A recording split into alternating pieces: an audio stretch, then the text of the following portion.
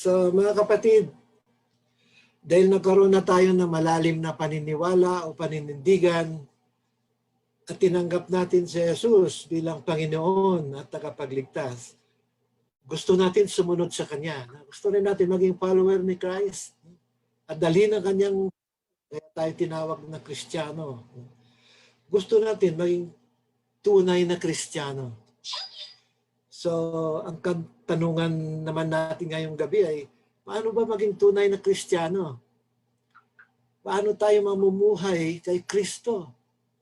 Paano natin may bahagi si Kristo? Paano natin mahalin ang Diyos at ang ating kapwa? O ngayon, marami na mga katanungan, no? Naglalaro sa ating isipan. Kaya ibibigay ko na sa inyo ang ating speaker na magbibigay liwanag sa ating mga katanungan. Siya si Brother Fred, ang ating speaker ngayong gabi. Siya ay kasama natin sa MFC.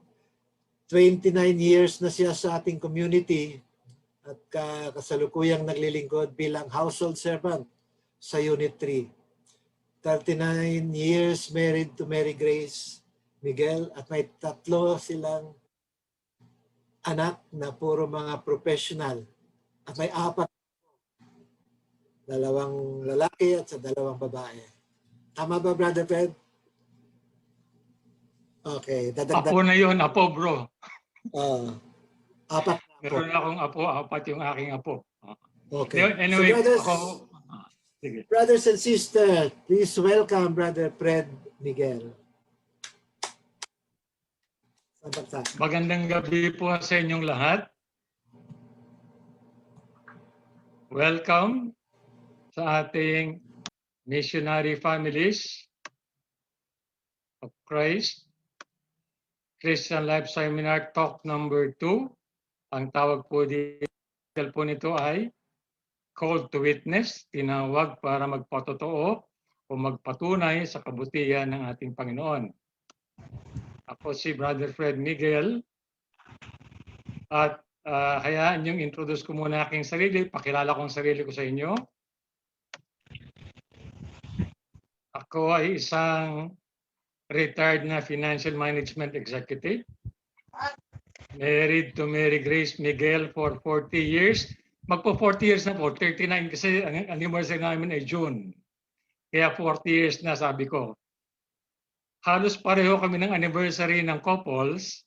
Pag nag-anniversary ng couples, pareho lang kami, 40 years na sa susunod na buwan. Meron kaming 3 anak, si Althea, si Mary Rose, kasi Alfred Michael. 4 na po ang aking apo, 2 lalaki, tapos 2 babae. Yung 2 babae ay kambal. I'm presently serving as household servant sa Unit 3. CLS graduate September 1991. Doon sa favorite Bible verse, yun ang tatalakayin natin sa gabing ito. Si Brother Biner, nung siya mibigay ng talk, tinalakay niya yung mga kaguluhan dito sa ating mundo. Siguro hindi na tayo kailang lumayo pa. Ang kaguluhang nangyayari ngayon sa ating mundo ay unang tignan natin ang nangyayari sa ating bansang Pilipinas. COVID cases sa Philippines. Nagsimula tayo ng isa. Yung isang galing sa China, tapos nagsimba sa Green Hills. Nasa 1 million na tayo. So tayo ay nagsimula ng February hanggang November. Ito yung ating wave 1. Akala ko by that time, tapos na tayo. Pero siguro maraming mga celebrations na nangyari. Nagkaroon tayo ng wave 2. Sana, pinananalangin ko sa ating Panginoon, pre-project ko na lang ito, yung wave 2 na ay matapos na dito para pag nag-birthday ako, magsama-sama na ulit tayo sa ating mga chapter gatherings. Dahil dito, of course, persado tayong sumunod sa protocol. So tayo ng face mask, face shield, kaya lang yan. Pero para sa akin, istorbo yan eh. Kasi maski gusto ko ngumiti, pakita ko yung aking kabutihang loob sa aking mga kapwa, hindi nila makita dahil nakatago sa face mask. Tapos pag nagja-jogging ako, dapat sana ang inaano natin ay ano, dapat sana ay oxygen. Hinihinga din natin yung ating mga binubuga ng carbon dioxide. Okay? So we have to wear face mask and face shield. Tapos social distancing, Pinoy style. Ayan, kasi sinusukat pati yung mga 1 metro dapat ang distansya, no? Eh yung ating mga kababayan, hindi naman tayo lahat malalaking bahay. Yung ating mga kapitbahay minsan ay talagang wala namang pwedeng social distancing. So, yan ang tinatawag nating social distancing, Pinoy style. At dahil dito, of course, apektado ang mga industriya sa ating bayan. Lalong-lalo na ang nasa turismo, nasa aviation and maritime, yung nasa mga airlines, automobiles, wala namang bibili ng sasakyan ngayon dahil sa COVID. At marami pang iba. So dahil dito, maraming nawalan ng trabaho, yung iba kailangan maglakad. Meron mang kasos dito sa Cainta, may isang doktor na papasok sana, wala siyang masakyan, naglakad lang siya papunta sa ospital. Ang biggest loser ay ang simbahan. Ito po ang Nuestra Basilica ng Nazareno sa Quiapo. Dati kung kami nagsisimba, ang tawag namin dyan dahil siksikan, hindi mahulugan ng karayom. Ngayon, pwede kang magbisikleta sa loob. Ngayon lang nangyari, ang simbahan ay binabantayan ng mga gwardya para walang makapagsimba. Ang ultimate effect, 3.6 milyong Pinoy ang nakararanas ng mental, neurological, at substance use disorder. Tapos tayo ay dumana sa lahat ng Qs, no? Meron tayong MCQ, GCQ, modified ECQ, meron pang bubble. Sabi nung kaibigan ko dati, ang Q lang na alam natin ay banana Q at saka kamote Q.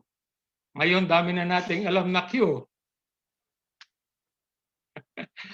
Pero ang pinakanatatakot na Q ay A1Q. The most scary of all these Qs, A1Q, the uncertainty of not knowing what will happen next. Paggising ba natin kinaumagahan, buhay pa tayo? Paggising ba natin kinaumagahan, may trabaho pa tayo? Paggising ba natin kinaumagahan, ano ang mangyayari sa atin? Pero lahat-lahat ng ito dapat kung tayo ay nasa ating Panginoon, wala dapat tayong pinangangamba. Dahil ang ating Panginoon, pinagkaloob na sa atin lahat-lahat ng ating pangangailangan. Ito ang kanyang pangako sa atin. Now, for I know the plans I have for you, declares the Lord, plans to prosper you and not to harm you, to give you a future and a hope. Ito ang sinabi niya sa Jeremiah 29:11.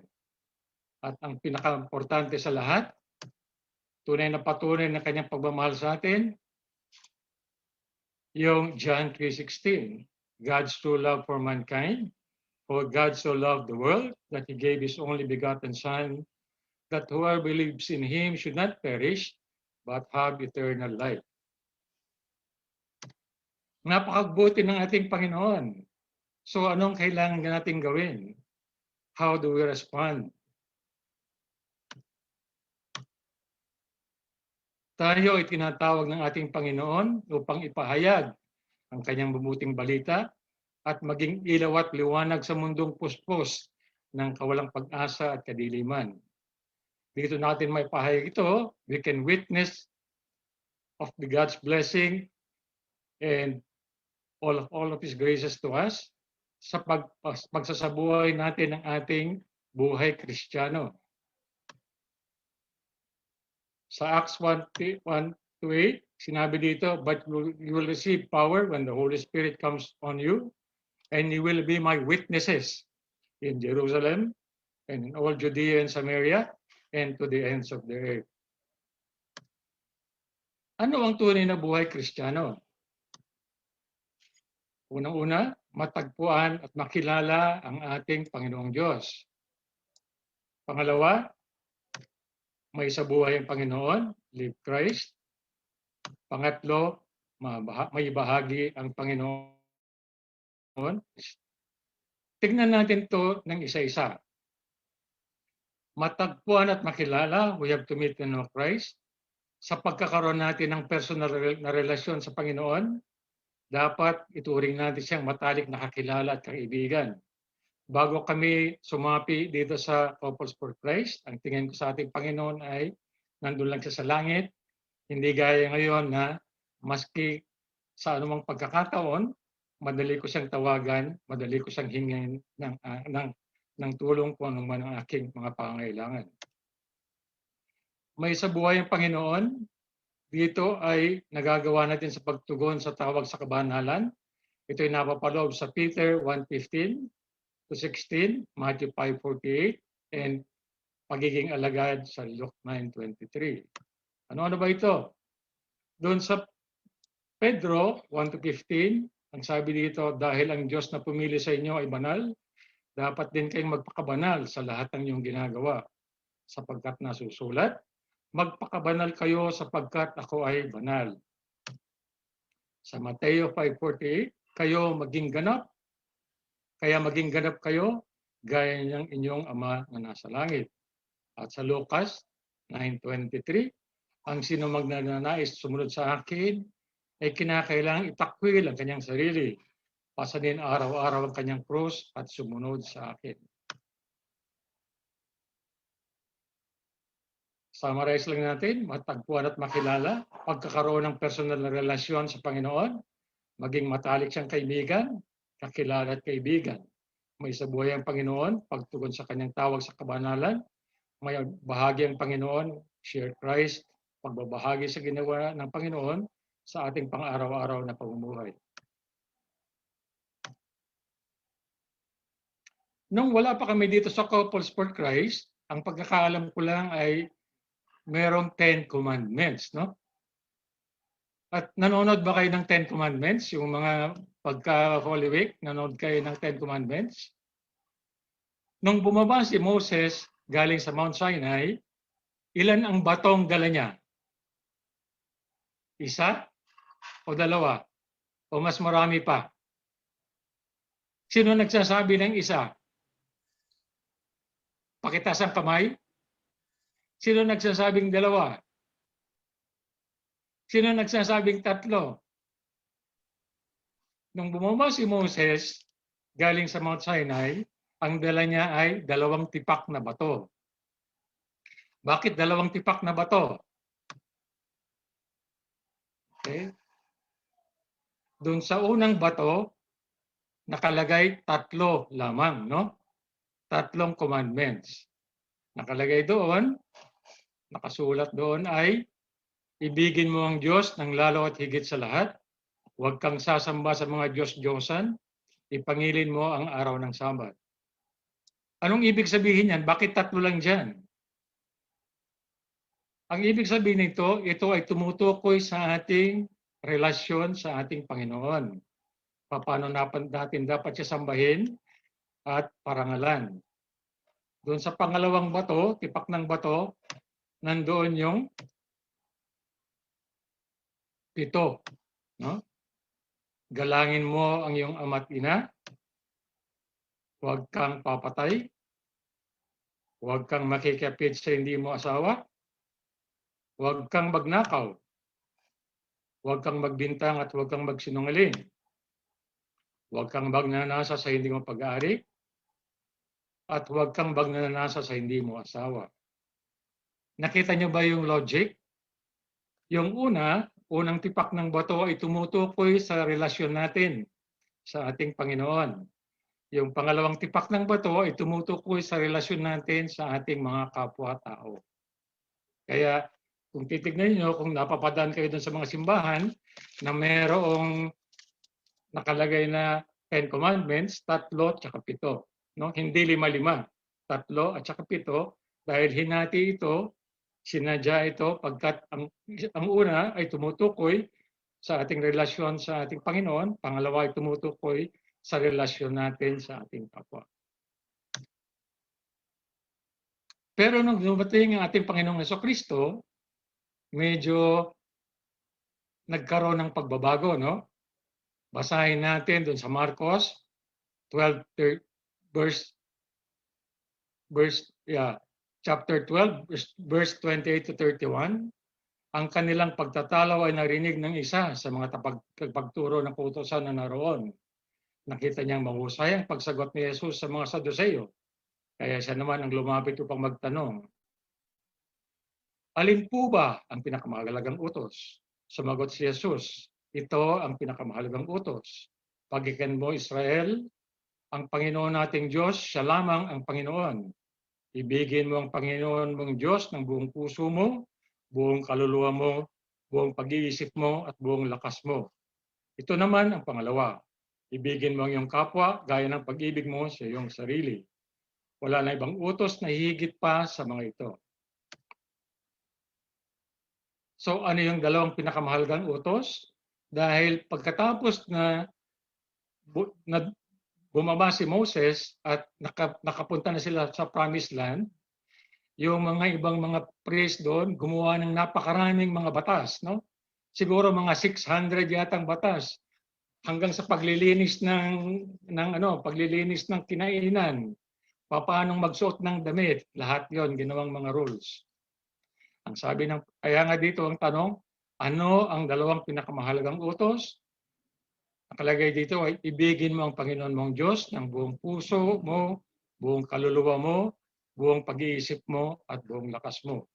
At ang pangalawa, ibigin mo ang iyong kapwa gaya ng pag-ibig mo sa iyong sarili.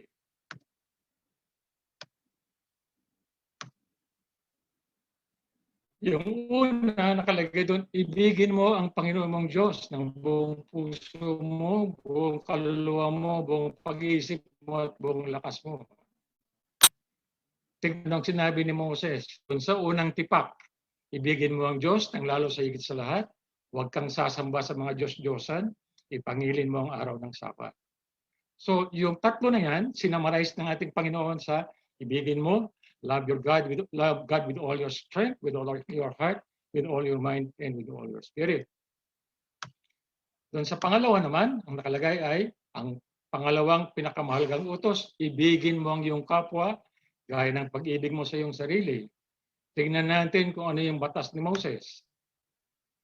Galangin mo ang iyong ama at ina, huwag kang papatay, huwag kang makiapid, huwag kang magnakaw, huwag kang magbintang. Lahat ng ito ay mga batas na tumutukoy sa relasyon natin sa ating kapwa. So bilang sinamarize na bali ng ating Panginoon, dalawa na lang ang pinakamahalagang utos. Unang-una, ibigin mo ang iyong Diyos, ang iyong buong puso, ang iyong kaluluwa, ang buong lakas, at ibigin mo ang iyong kapwa gaya ng pagmamahal mo sa iyong sarili.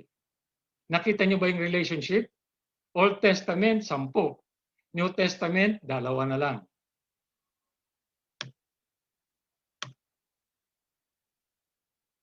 Anong ibig sabihin ng ibigin mo ang Panginoon mong Diyos ng buong puso, buong kaluluwa mo, buong pag-iisip mo, at buong lakas mo? Talakayin natin ito ng one by one. Love the Lord with all your heart. Ibig sabihin, paano ba mahalin ang Diyos ng buo nating puso? Ganap na manindigan sa Kanya. Dapat, kung may mga maling gawain na taliwas sa ating Panginoon, dapat kang maging manindigan. We have to take a stand. Noong mga nakaraang taon, meron sanang ipapalabas dito, no? The Last Temptation of Christ. Doon pinapalalabasin sana na ang ating Panginoon ay isang bakla at may relasyon siya kay Maria at may relasyon din siya sa kanyang mga apostoles. Ito ay tinutulan natin. Ganon din, nanindigan din tayo nung gustong ipasa ang abortion law sa Kongreso. Tayo ay nagpunta roon, tayo ay nagprotesta at nanindigan tayo at pinanindigan natin ang sinasabi ng ating Panginoon, huwag kang papatay. Tungkol sa abortion bill na yon. Magpasya na unahin siya, gawin natin siyang first priority, maging tapat sa Kanya, we have to be loyal to the Lord, and kalooban niya bago sa atin. His will before ours. So paano nga ba mahalin ng Diyos ng buo nating puso? Ganap na manindigan sa Kanya. Paano natin unahin ng Diyos sa ating buhay? Sinabi ito sa Juan, chapter 14, verses 15. Kung iniibig niyo ako, tutuparin ninyo ang aking mga utos. Magpasya na sundin siya, paunlarin ang relasyon sa Kanya, at maglaan ng oras. Dapat ay bigay natin ang first priority natin sa ating Panginoon. Love the Lord with all your mind. Paano natin gagawin to? Paano ba mahalin ang Diyos ng buo nating pag-iisip? Ipagamit ang isip sa Diyos para sa Kanyang layunin. Tayo binagyan ng Diyos ng talino, gamitin natin ito sa pagsisilbi sa Kanya. Mag-ambag sa kabutihan at kaularan ng mundo. Yung mga gumawa ng COVID vaccines, ng kanilang ginawa. Nag-ambag sila ng kabutihan, ng kanilang karunungan, para makapag-develop ng vaccines at matapos na itong pandemyang dinaranas natin sa ngayon. Maglingkod sa Kanya sa pamamagitan ng ating isipan. Dapat malinis, banal na isipan. Mapagmasid dapat sa paggamit ng media, TV at internet. Napakarami pong fake news ngayon. Dapat meron tayong discernment. Alam natin kung ano yung totoo. Alam natin kung ano yung mali. Maski kampi tayo doon sa isang partido na yan, kampi tayo doon sa, kung dilawan ka man, kung ikaw man ay DDS, kapag mali yung DDS, manindigan ka na mali yung DDS. Pag mali yung dilawan, sabi mo, mali din yung dilawan. Ang dapat nating unahin ay kung ano ang tama o anong nasa katwiran. Maging abala sa mga bagay na maka-Diyos. Mag-post na tayo ng mga positive thoughts about God para at least papaunlad din natin ang kaalaman ng mga taong nagmamasid, nanonood sa internet. Love the Lord with all your strength. Ano bang ibig sabihin ng strength? Muscle lang ba yun? Pag sinabing strength, muscle lang? Hindi po.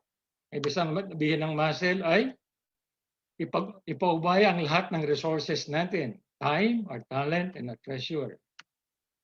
Katiwala tayo ay katiwala lamang dito. Lahat ng mga bagay na nasa atin ay pinagkatiwala lamang sa atin ng ating Panginoon. We are just stewards. We are not owners. Maski ang ating mga pamilya, hindi nabibilang sa atin. Sila ay nanggaling sa atin, pero sila ay pinagkaloob lamang ng ating Panginoon sa atin. Dapat din tayong gumawa ng mga konkretong aksyon. Time and talent, volunteer work. Yung community pantry ay napakagandang halimbawa. Yung ibang mga kababayan natin ay nakita nila ang paghihirap ng ating mga kababayan. Sila ay nag-organize ng community pantry. Kaya lang yung iba medyo abusado. Sabi, kumuha ayon sa pangangailangan, magbigay ayon sa kakayahan. Yung pangangailangan yata nakita doon ay gagawa ng leche plan. Kaya kinuha yung buong tray ng itlog. So, we do this by resource sharing, giving tithes, alms, and pag-share ng kung ano mga bagay na pwede na nating maitulong sa iba. Love the Lord with all your soul. Paano ba natin mahalin ang Diyos ng buo nating kaluluwa? Mahalin siya ng buong pagkatao. Nilikha tayo na banal, tinatawag tayo maging banal, tayo ay magpakabanal. Sa Lucas, sa chapter 10, verse 27, sumagot ang lalaki, ibigin mo ang Panginoon mong Diyos ng buong puso mo, buong kaluluwa mo, buong lakas mo, at buong pag-iisip mo, at ibigin mo ang iyong kapwa gaya ng pag-ibig mo sa iyong sarili.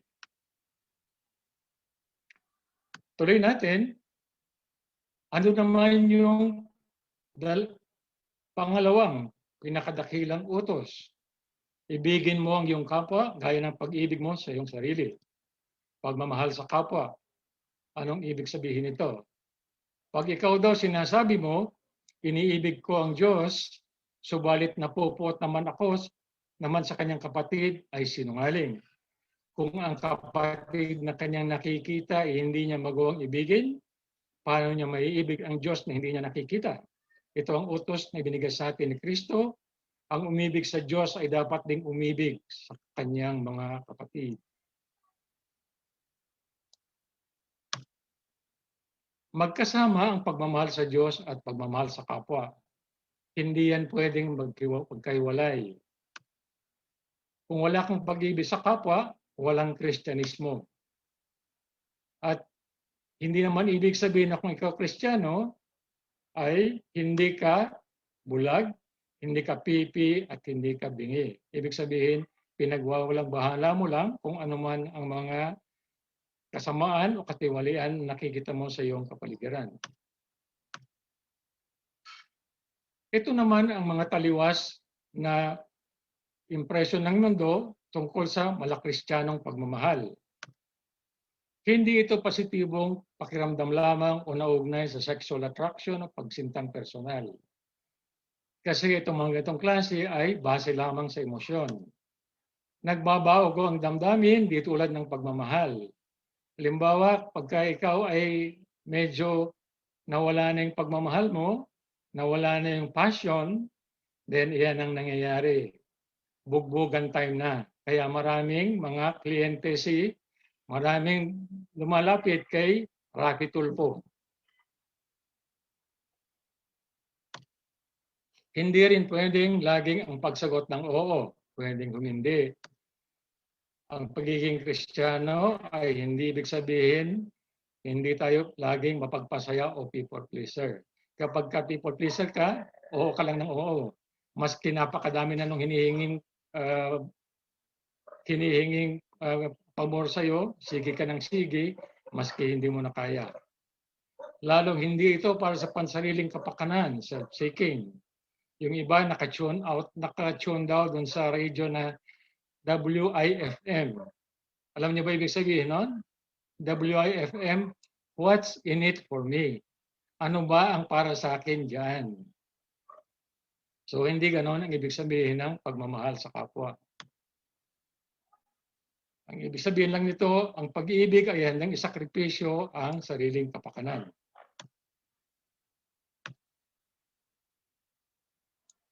Ano ang Kristiyanong pag-ibig?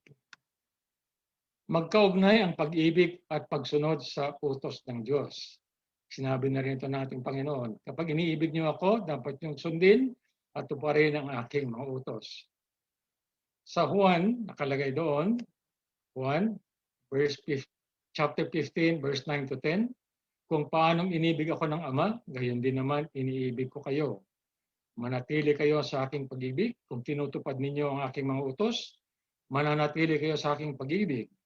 Kung paanong tinupad ko ang mga utos ng aking Ama, at ako'y nananatili sa kanyang pag-ibig. Ang ibig sabihin ng pag-ibig ay pagiging matuwid. We have to be righteous also as our Father in heaven is righteous.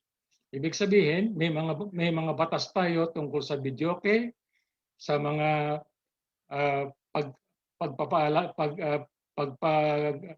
pagsunog ng mga basura na hindi naman dapat. Dapat ito kung mayroon kayong makitang violation, dapat i-report natin to sa mga authorities. Pag-ibig versus pagkakasala. Hindi pwedeng magkasama ang pag-ibig at pagkakasala. Karamihan ngayon ang nangyayari, lalo na sa mga artista, magkasama yung pag-ibig at pagkakasala. At ang tawag nila pagka nagkaroon sila ng anak, love child. Yung pala yung anak, yung love child na yon ay tinatawag nating anak sa pagkakasala. Hindi pwedeng magkasama ang pag-ibig at pagkakasala. Tinukoy ni Jesus kung paano magmahal. Doon sa Juan chapter 15 verse 12, ito ang aking utos. Magmahalan kayo gaya ng pagmamahal ko sa inyo. Tinukoy din ni Jesus kung paano magmahal. Sabi niya sa 1 chapter 15 verse 13, ang pinakadakilang pag-ibig na maring taglayin ng sinuman para sa kanyang mga kaibigan ay ang ialay ang kanyang buhay para sa kanila. Pag-ibig dapat na may sakripisyo. Kailangan ba nating mamatay katulad ng ating Panginoong Jesucristo? Hindi naman. Ano ang practical na kahulugan ng pag-ibig sa pang-araw-araw na salita? Tignan natin sa paghuhugas ng paa. Sa Juan chapter 13 verses 1 to 5, nakalagay doon, ang ating Panginoon, kaya tumayo siya mula sa hapag, nag-alis ng panlabas na balabal at nagbigkis ng tuwalya sa kanyang baywang. Pagkatapos naglagay siya ng tubig sa palanggana at sinimulang hugasan ng mga paa ng mga alagad at punasan ng tuwalyang nakabigkis sa kanyang baywang. Nung kanyang huhugasan na yung paa ni Pedro, sabi ni Pedro, Lord, wag. Kasi yan ay gawa lamang ng mga pinakamababang alipin. Pero sabi sa kanya ng ating Panginoon, dapat kong hugasan ng iyong paa dahil pag hindi ko hinugasan ng iyong paa, hindi ka makakapasok sa aking kaharian. Sabi ni Pedro, okay, Lord, kung ganyan pala ang kondisyon mo, hindi lang paa ang hugasan mo, pati yung ulo ko hugasan mo na din. Ganon si Pedro, masyado siyang impulsive. So, kung ako ang Panginoon at Guro niyo ay naghugas ng iyong mga paa, dapat din yung hugasan ng mga paa ng isa't isa. Binigyan ko kayo ng halimbawa upang inyong tularan. Dito sa Missionary Families of Christ, ang tawag po natin dito ay servant leadership. Kung sino yung pinakamataas, siya ang maglilingkod sa lahat-lahat. Sa Juan sinasabi din dito, sa Juan chapter 13 verse 34, isang bagong utos ang binibigay ko sa inyo. Magmahalan kayo. Kung paano ko kayo minahal, gayon din naman magmahalan kayo. Sabi ni Jesus, gawin natin ito, mahalin ang isa't isa gaya ng kanyang halimbawa.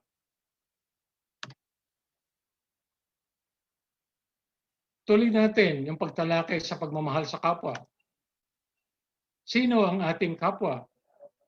Kilala ba natin kung sino ang ating kapwa? Ipinakita ito ng ating Panginoon sa parable of the Good Samaritan, ang mabuting Samaritano. Basahin natin. Sa Lucas chapter 10 verse 25 to 13, nandun ang mabuting Samaritano. Isang dalubhasa sa kautusan lumapit kay Jesus upang siya subukin. Guro, ano dapat kong gawin upang makamit ang buhay na walang hanggan? Tanong niya. Sumagot si Jesus, ano ba ang nakasulat sa kautusan? Ano ba ang nababasa mo doon? Sumagot ang lalaki, ibigin mo ang Panginoon mong Diyos ng buong puso mo, buong kaluluwa mo, buong lakas mo, at buong pag-iisip mo, at ibigin mo ang iyong kapwa, gaya ng pag-ibig mo sa iyong sarili. Sabi ni Jesus, tama ang sagot mo, gawin mo yan at magkakamit ka ng buhay na walang hanggan. Upang huwag siyang lumabas na kayaya, nagtanong pang lalaki, sino naman ang aking kapwa? Sumagot si Jesus, may isang taong naglalakbay mula sa Jerusalem papuntang Jericho. Hinarang siya ng mga tulisan, tinubaran, binugbog at iniwang halos patay na. Yan, nandiyan siya. Ngayon, nagkataong dumagyo. Nang makita ang tao nakahandusay, lumihis siya at nagpatuloy sa kanyang paglalakad. Yung mga paring Hudyo kasi, masyado silang ritualistic, no? Tapos kailangan talaga sa kanila on time, present sila doon sa kanilang mga service. So nakita niya, hindi ko na pag-aksaya ng panahon yan. Baka malate ako doon sa aking serbisyo. Paglilingkod sa Panginoon, mas mahalaga siya kaysa sa tao. Dumaan naman yung isang Levita. Ngunit nang makita niya ang taong binugbog, lumihis ito at nagpatuloy sa kanyang paglalakad. Yung mga Levita naman, ito naman yung talagang masyadong stricto naman sa kanilang hygiene. So sa kanilang panuntunan, pag ikaw humawak ng taong may dugo at medyo madumi, kailangan maligo ka ulit kasi parang nagkakaroon ka ng bahid ng karumihan. No?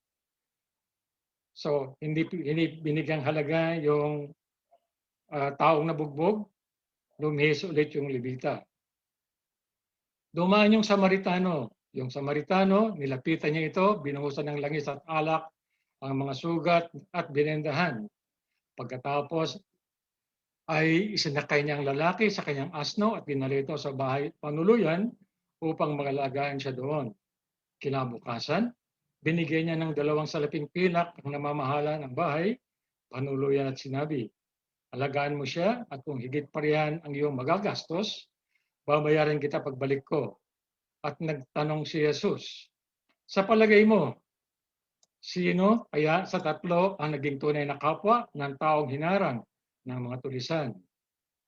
Ang sagot niya, ang taong tumulong sa kanya, tugon ng dalubhasa sa kautusan. Kaya't sinabi sa kanya ni Jesus, kung gayon, umayo ka at ganon din ang gawin mo. So, ano ba ang significance noon? No? Nakita natin yung mga Levites, mga Hudyo yan, kababayan yan, kapamilya, kasangga. Okay. Pero hindi nila pinansin yung taong binugbog ng mga tulisan. Sino ba yung Samaritano? Yung mga Samaritano, actually, 2 klase yan, no? Yung mga Hudyo, 2 klase. Merong mga Hudyo na pure, tinatawag nila. Lahat sinusunod nila. May tinatawag naman tayong Samaritano, ito yung mga impure na Jews. Ito yung karoon ng relationship, marital relationship sa mga pagano.